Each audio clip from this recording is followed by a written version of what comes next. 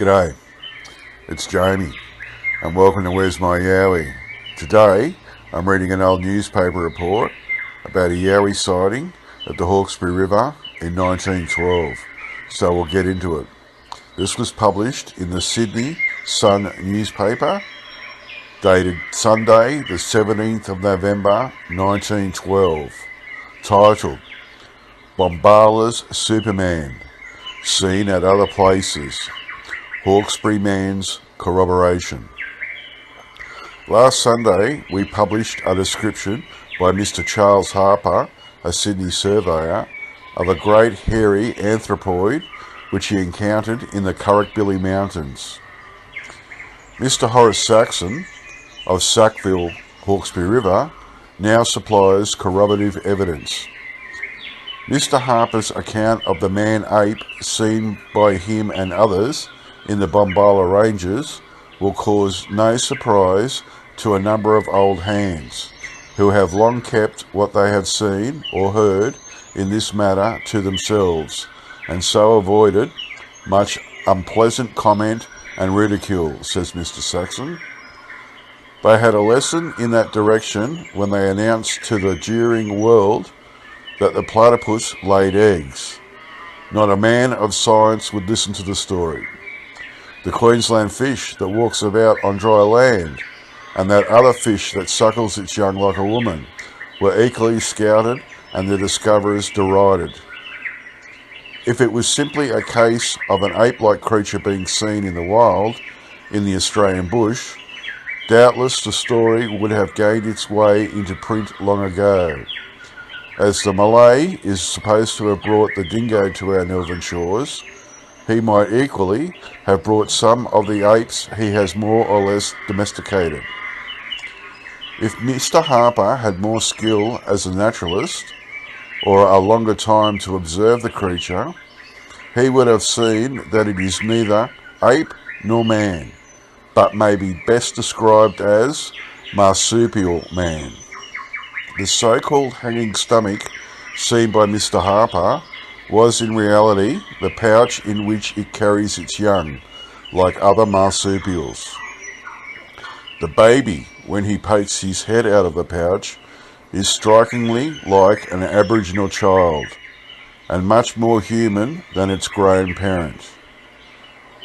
In this Hawkesbury district, there are at least 5 persons who have seen the creature, and more than a score have heard it, as its senses of sight, hearing and smell are probably far keener than ours, its habits nocturnal, and its nature as timid as that of the gorilla.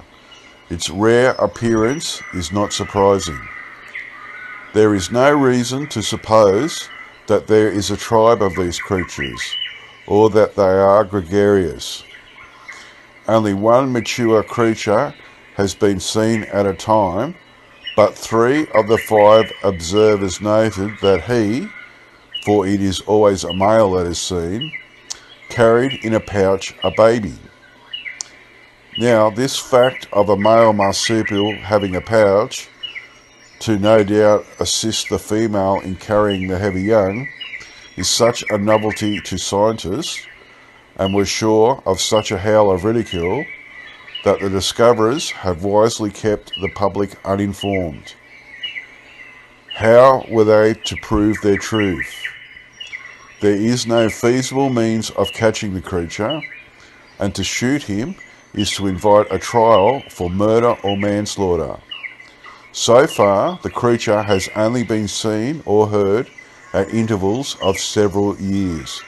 Having been seen seems to make it for a time very cautious.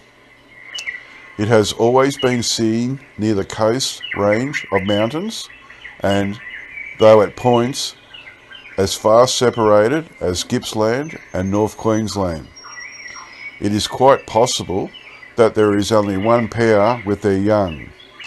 Probably the creature wanders up and down the coastal range, moving according to the season of the year or as its food supply varies.